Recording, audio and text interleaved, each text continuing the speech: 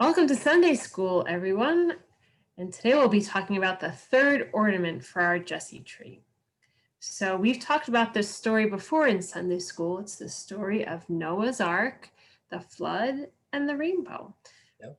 Father Marshall, you want to tell us a little bit about the story? I do.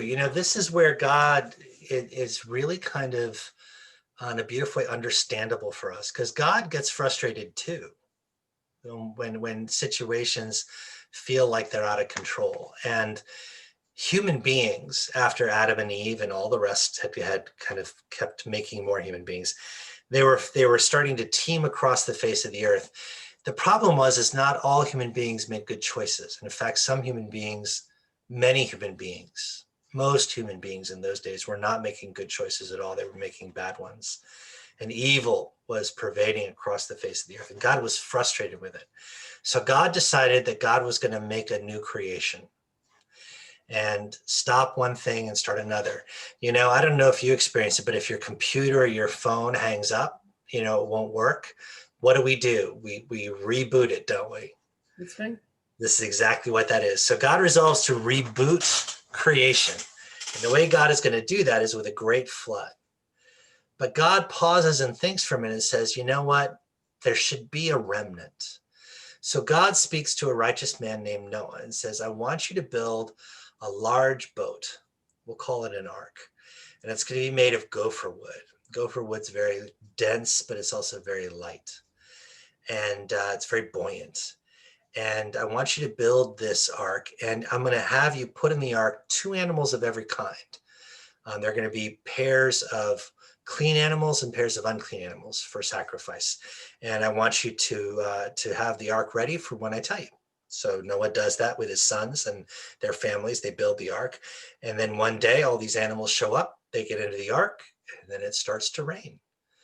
And it rains for 40 days and 40 nights. Now, we get long periods of rain in New Jersey, don't we? Especially in the winter. But this was really long. And the floodwaters came and covered the face of the earth, and the ark floated. And it floated, and for 40 days and 40 nights, it floated upon the face of the earth. And then even after the rain stopped, it floated for a very long time. And God, in God's grace, eventually causes a dry place to be formed, enough for the ark to land and for the animals to get off. The way Noah finds out about it is he sends out a raven, and it circles and circles and can't find anywhere to land. Then he sends out a dove, and it does the same thing. Then he sends out a dove again, and it goes away and it doesn't come back. And then finally, the third time he sends it, it comes back with an olive branch in its mouth. As they get off the boat, God places a rainbow in the clouds, in the sky, as a testimony to say, I will never again destroy the earth with water. And this was one of the first great covenants that God made with human beings, which is, I will not destroy everything again. There will always be a remnant. There will always be something left. And it gives us hope. And every time we see a rainbow, we're reminded, because God put God's bow in the sky and says, I hang that up so that you will see that I will not use the rains again. Yep. So you've created... So here's my ornament. So you can see all the different parts of that story. Oh, that's great. On the water, and the dove holding the olive branch, and the rainbow.